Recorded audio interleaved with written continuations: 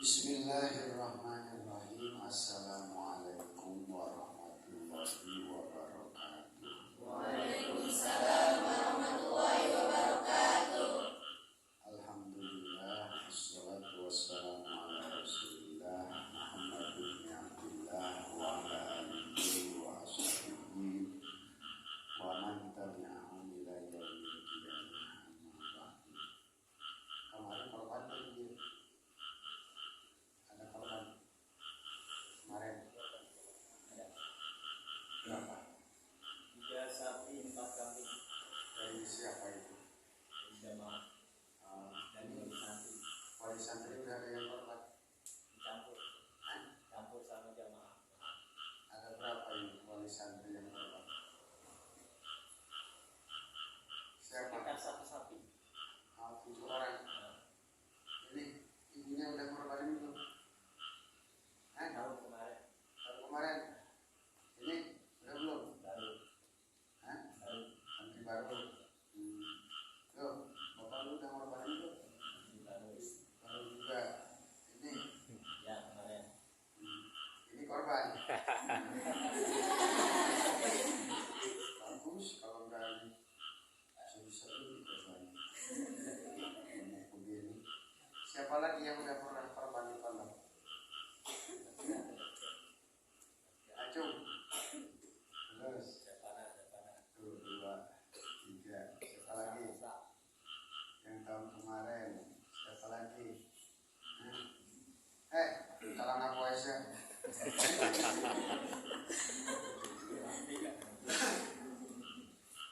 Ntar kalau emaknya datang, kalau bapaknya datang, bilangin mak nabung dari sekarang. Tahun depan korban di sini, gitu ya. Bilangin sama bapak. Kalau nggak sanggup korban di sini, udah berhenti aja jadi bapak.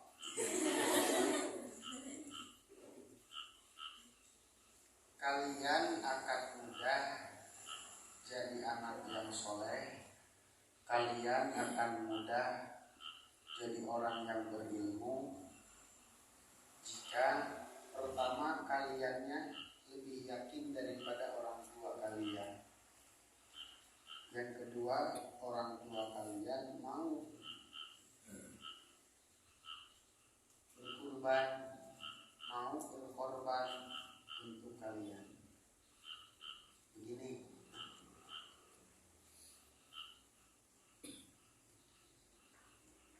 Nabi Ibrahim lahir di Syam. Tahu Syam? Ngangguk belum? Syam itu kalau sekarang Suriah.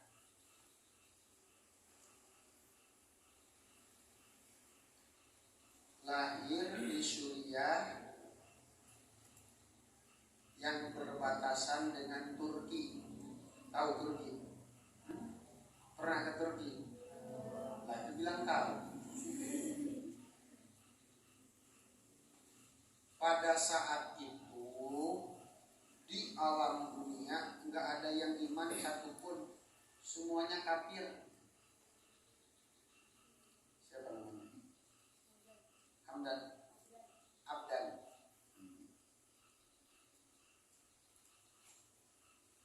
Dipimpin oleh satu raja, namanya Raja Namrud.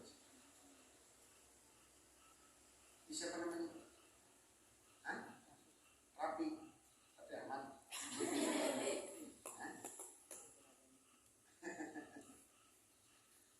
Yang kecil siapa? Bintang. Nama Bintang, muka lu demam banget.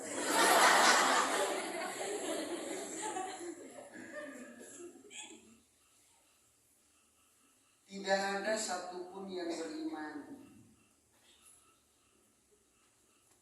Dipimpin oleh Raja Namrud, maka Ibrahim lahir. Dan lahirnya Nabi Ibrahim itu secara sembunyi-sembunyi. Ibunya melahirkan Ibrahim di atas gunung, di dalam goa.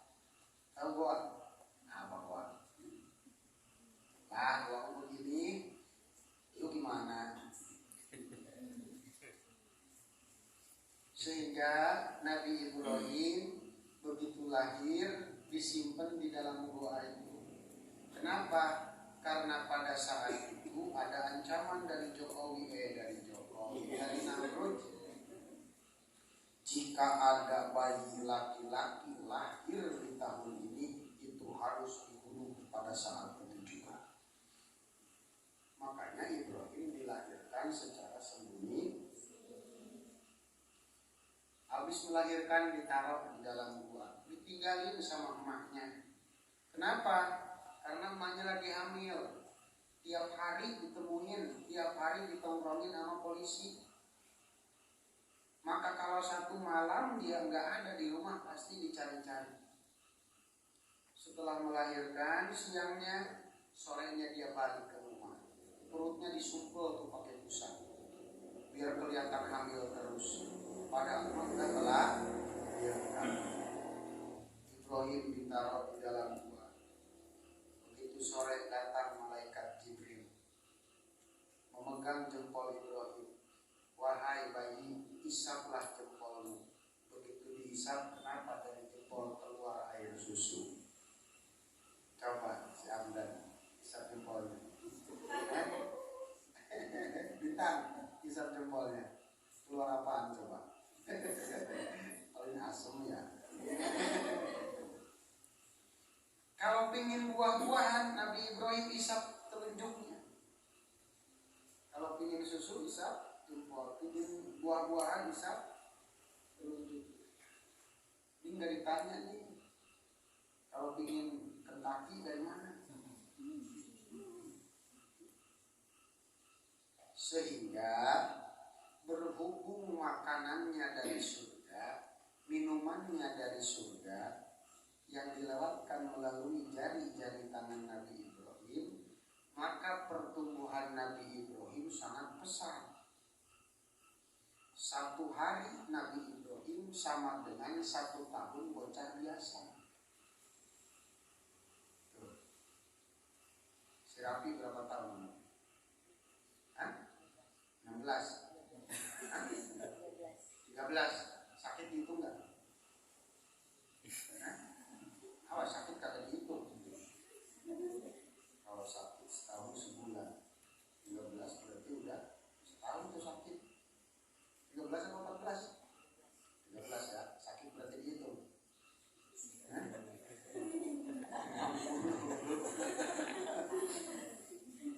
Nah, Nabi Ibrahim, 1 hari pertumbuhan Nabi Ibrahim sama dengan 1 tahun anak biasa. 2 hari sama dengan bayi umur 2 tahun. 3 hari sama dengan bayi umur 3 tahun. 10 hari Nabi Ibrahim di dalam goa, maka sama dengan anak umur 10 tahun. Ini berapa tahun? 10 tahun.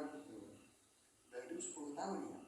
Nabi Ibrahim cukup 10 hari udah segede gini. Sehingga hari ke-10 emaknya datang tuh. Siapa emaknya Ibrahim? Ada yang tahu nggak? Kalau bisa kasih tahu, mau dihafal nggak? Ibunya Ibrahim namanya Ahnuh. Siapa? Ahnuh. Siapa bintang? Ahnuh punya suami namanya Tareh. Tareh itu adalah ayah Nabi Ibrahim.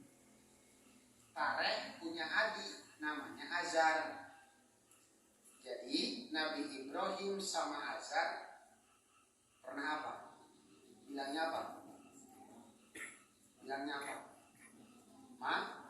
Mama atau paman atau om Azar.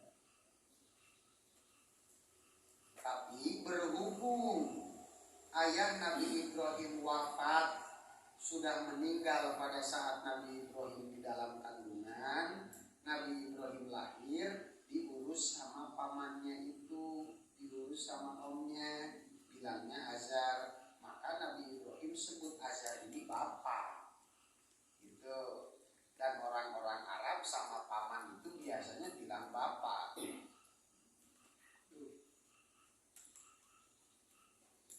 Nah, pas ibunya lihat Ibrahim kaget, ini siapa? Aku Ibrahim. Ibrahim siapa? Anakmu. Lah kok gede amat? Ya, aku telah dibesarkan oleh Allah Subhanahu wa ta'ala dalam 10 hari sebesar ini. Kaget ibunya tapi bahagia. Kemudian ibunya balik lagi. Hari ke-11 Nabi Ibrahim semakin tinggi lagi badannya. Hari ke-12 Nabi Ibrahim semakin tinggi, sehingga sekarang sudah umur 12 tahun. Padahal baru 12 hari. Nah, Nabi Ibrahim keluar dari gua mencari siapa Tuhan saya. Begitu lihat langit, di langit ada satu yang bercahaya kecil, namanya bintang. Tapi bukan ini. Ini mah kagak ada cahayanya. Wah, kata Ibrahim, ini Tuhan saya. Kenapa? Tinggi bercahaya, langit gelap, ada satu yang bercahaya. Ini pasti Tuhanku. Dilihat terus sama Ibrahim, diperhatikan terus sama Ibrahim. Bintangnya hilang. Kata Ibrahim, waduh, bukan Tuhan saya nih. Kenapa? Dia kok tega ninggalin saya. Kemudian Nabi Ibrahim melihat bulan. Wah, kata Ibrahim, ini nih, pasti ini Tuhan saya. Kenapa? Kalau kemarin bintang kecil, sekarang bulan mah gede. Ada nama bulan di sini? Nggak ada. Gedean bintang, gedean bulan kelihatannya. Gedean bulan. Wah, kata Ibrahim, ini Tuhan saya. Tidak lama bulan pun hilang, bulan pun pergi. Kata Ibrahim, ditinggalkan yang kedua kali. Maaf, ini berarti bukan Tuhan saya. Begitu ganti pagi, datanglah, terbitlah matahari. Kata Ibrahim, hada Rabbi, hada akbar. Ini Tuhanku. Lebih besar, lebih bercahaya. Nabi Ibrahim liatin terus, tunggu nih, gak mau ditetepin jadi Tuhan dulu. Kenapa? Kemarin bintang udah saya anggap Tuhan, hilang. Gak lama bulan saya anggap Tuhan, gak lama hilang. Ini matahari juga mau ditunggu, takut hilang lagi. Falam ma'afalat, begitu sore matahari pun terbenam. Kata Ibrahim, ini pun bukan Tuhan saya. Al-ana inni bari'tu mimma tusyrik. Disitulah Nabi Ibrahim menetapkan hatinya Tuhan kepada Allah. Jadi Nabi Ibrahim ngaji tauhidnya itu enggak pakai kitab. Nabi Ibrahim ngaji tauhidnya itu enggak sempat mondok, tapi langsung diberi oleh Allah. Diberi apa? Ilmu. Ilmu apa? Ilmu laduni. Sehingga bisa menemukan Allah tanpa guru. Maka Nabi Ibrahim suka digelari oleh para ulama sebagai Abu Tauhid, bapaknya tauhid. Kalau bapak pembangunan siapa? Tahu nggak? Ya tahu. Bapak pembangunan. Bapak proklamator tahu nggak? Soekarno. Terus bapak pembangunan. Bapak pendidikan. Bapaknya Mang Aden.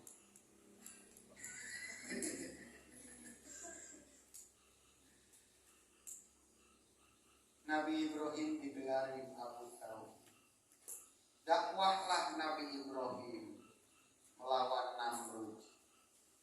Satu dunia semua kafir, yang Islam hanya Nabi Ibrahim. Maka pada saat itu Ibrahim berjuang sendirian, memperjuangkan akidah, memperjuangkan, mendakwahkan wahdaniyatnya Allah. Maka yang ada bukannya orang-orang yang beriman, melainkan Nabi Ibrahim yang disiksa. Sehingga Nabi Ibrahim sempat disiksa, dibakar. Ada sekarang kiai yang dibakar? Santri yang dibakar ada enggak? Enggak ada. Kalau dulu perjuangan dakwah itu sampai dibakar. Nabi Ibrahim dibikin tiang panjang buah ke atas. Tiangnya dari batu. Ngapung kalau.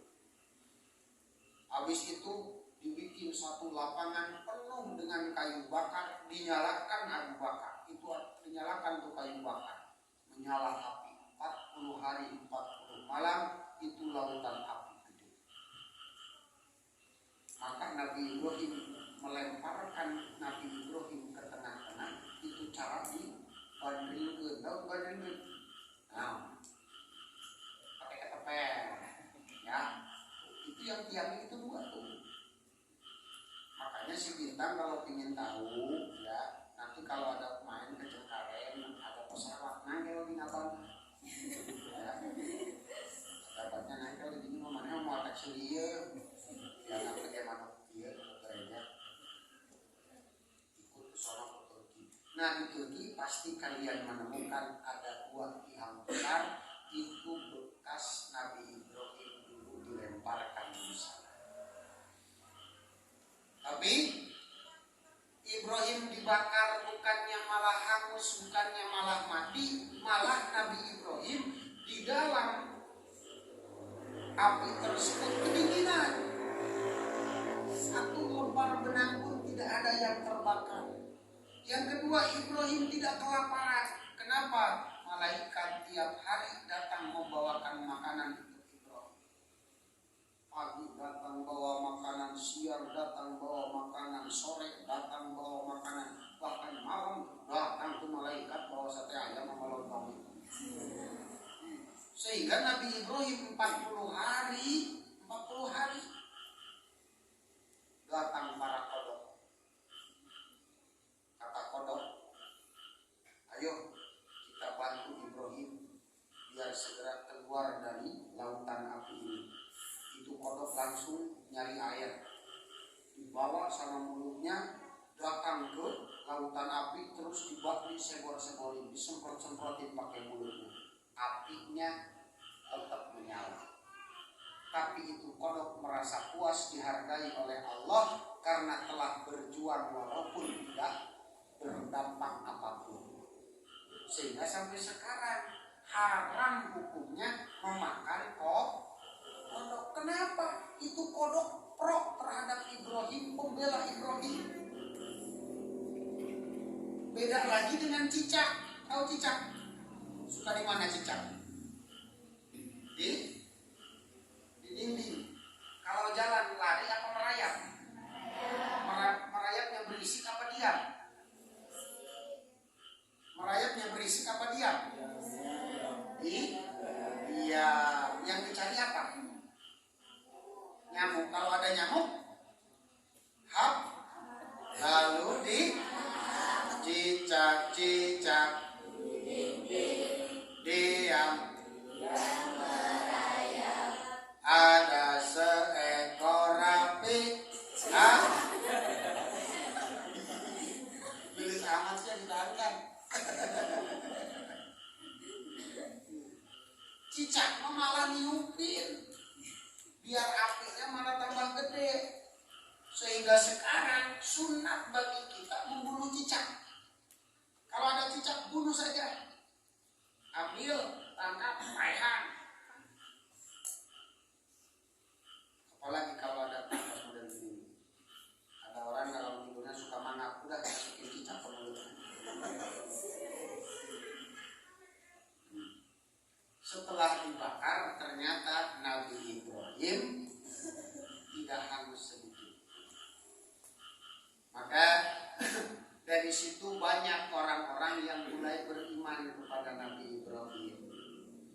Nabi Ibrahim mengajak kaum-kaumnya, perlahan sedikit-sedikit banyak yang beriman. Maka setelah itu Nabi Ibrahim berdakwah lagi kepada Namrud. Ternyata Namrud tidak mau iman juga.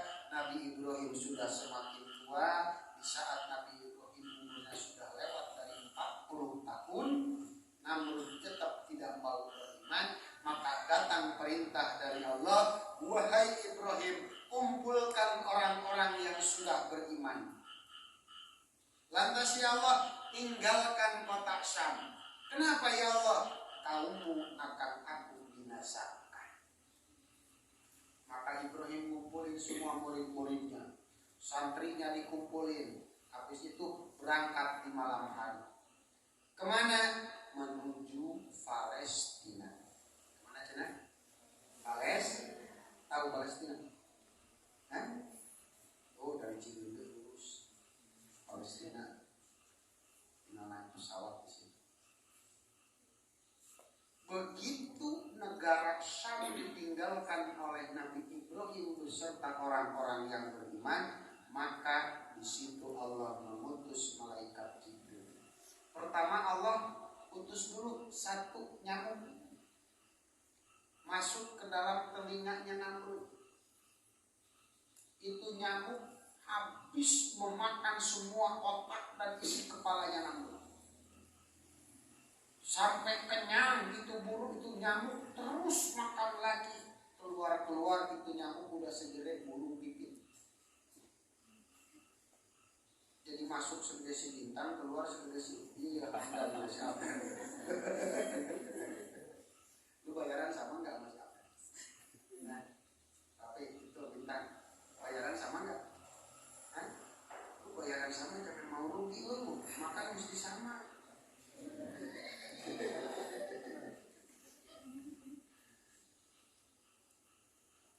Nabi Ibrahim pergi, Namrud mati, kaumnya Allah binasakan. Sehingga sekarang Nabi Ibrahim tinggal di kota Palestina. Disitulah Nabi Ibrahim tidak lama mendapatkan seorang istri kelahiran negara Mesir, paling cantik di kota Mesir. Namanya Siti Sarah. Jadi Nabi Ibrahim memiliki istri namanya Siti Sarah. Yuk, ulangi lagi. Bapak Nabi Ibrahim siapa namanya? Ibunya namanya? Pamannya siapa namanya? Rajanya tadi siapa namanya? Sekarang Ibrahim punya istri namanya Sarah. Itu istri yang Nah, segini aja dulu dongengnya. Ya. Maka nanti pada pertemuan berikutnya akan diceritakan bahwa Nabi Ibrahim ini mendapatkan gelar Al-Khalil, kekasihnya Allah. Al-Khalil, orang yang dicintai oleh Allah. Kenapa bisa seperti itu? Karena perjuangan Nabi Ibrahim. Satu yang harus kalian ambil pelajaran dari Nabi Ibrahim, dari kisah Nabi Ibrahim ini. Pertama, selalu mencari Allah. Cari oleh kalian Allah. Di mana kita cari Allah? Pada makhluknya. Bagaimana cara mencari Allah pada makhluknya? Lihat ayam. Langsung pikir dalam kepala, ini ayam siapa yang nyiptain? Cepat-cepat jawab dalam hati, yang menciptakan ayam adalah Allah. Lihat mobil, langsung tanya pakai otak, siapa yang menciptakan mobil?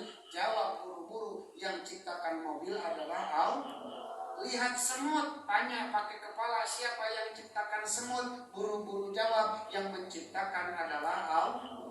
Satu. Dua. Begitu lihat semut jalan, otak tanya, siapa yang membuat semut berjalan? Jawab buru-buru, yang membuat semut berjalan adalah Allah.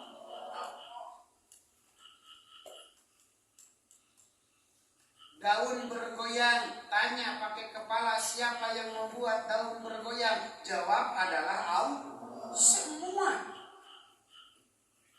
kita nisbatkan kepada Allah. Ada nenek-nenek terjatuh, nenek-nenek katakan nenek diciptakan oleh Allah, saya diciptakan oleh Allah. Nenek sekarang berjalan, jalannya pun diciptakan oleh Allah. Itulah cara yang pertama bagaimana kita mencari Allah pada makhluk. Satu, selalu berusaha mencari Allah. Yang kedua, siap-siap kita mendapat ujian. Kalau Nabi Ibrahim AS ujiannya dibakar, santri mesti siap dapat ujian, tapi jangan mau dibakar. Ya, santri siap ujian. Mana ujian santri? Satu, santri gak bakal betah di kobong. Yang pertama, ada walaupun nanti setelah beberapa hari, beberapa minggu, beberapa bulan nanti bakal betah juga. Ya, ini santri pertama datang ke sini langsung betah enggak?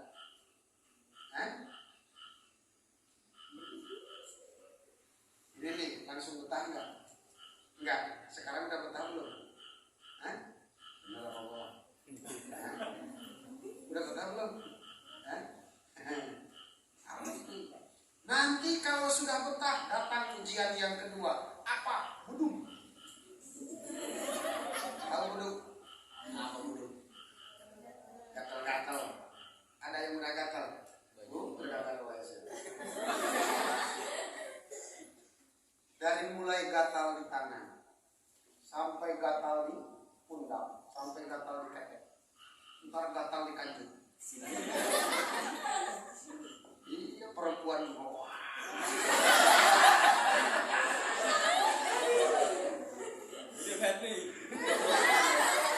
Nih santri sekarang lagi jalan.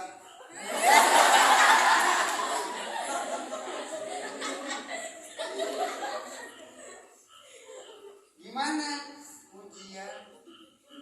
Nanti setelah buduk bakal ada lagi. Bentar-bentar sakit, bentar-bentar sakit. Terus menerus. Selama kalian hidup pasti selalu mendapat ujian. Bagaimana cara kita menanggapi ujian tersebut?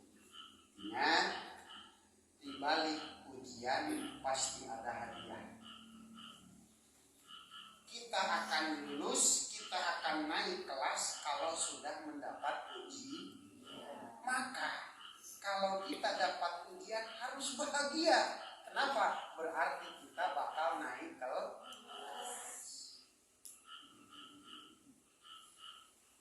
Coba, siapa yang udah mulai dikasih gatal? Acung. Nah, gatal enaknya diapain? Kalau nggak gatal digaruk enak nggak? Sakit apa enak? Kalau nggak gatal digaruk sakit apa enak? Kalau gatal? Jadi sebetulnya Allah ngasih buduk apa ngasih enak? Ngasih enak. Makanya kalau kesel-kesel di kobong, kalau datang nggak betah di kobong, udah garukin aja tuh yang gatal-gatal. Lumayan itu obat kesel. Lumayan obat nggak betah. Ini sih. Kayak itu ikan itu.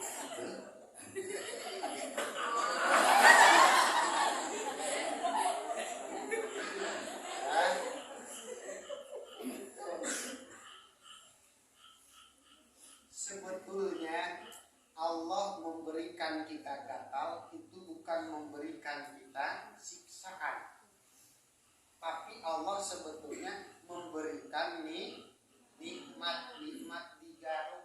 Karena menggaruk tangan, menggaruk kulit tanpa gatal malah sakit, tapi adanya gatal jadi ya mau gatal, mau enak kan? Nah, ya udah minta gatal yang banyak. Tuh, yang kedua harus siap-siap mendapat ujian. pada saat mendapat ujian kita harus senang. Kenapa? Tandanya kita akan naik ke kelas. Terima ujian tersebut, anggap sebagai nikmat. Dan yang terakhir dari pelajaran Nabi Ibrahim ini, dari kisah yang ini, selalu siap bertahan dalam waktu yang lama. Ya, jangan merasa cukup mondok cuma 3 tahun. Jangan merasa cukup mondok cuma 6 tahun. Tuh kayak Mang Aden, mondoknya sampai 11 tahun. Tuh. Apalagi kalau ulama-ulama dulu, ada yang mondok sampai 20 tahun, sampai 25 tahun. Kalian harus siap seperti itu. Kalaupun saya harus mondok 15 tahun, maka saya akan siap. Itu. Kenapa? Waktu zaman, salah satu syarat menjadi ulama harus lama mencari ilmu. Nabi Ibrahim pun sama. Nanti Nabi Ibrahim dakwahnya sampai 120 tahun. Wah terus. Di usia tua pun Nabi Ibrahim tetap berdakwah, mendakwahkan tauhidnya Allah Subhanahu wa ta'ala. Ya, 3, selalu mencari Allah. Yang kedua, siap mendapatkan ujian. Dan yang ketiga, siap bertahan lama dalam mencari ilmu. Mudah-mudahan sampai di sini semuanya siap menjalankannya, siap memperbaiki diri sehingga jadi kader-kader ulama dakwah Kanjeng Rasulullah sallallahu alaihi wasallam. Wallahul muwaffiq ila aqwamit thoriq. Assalamualaikum warahmatullahi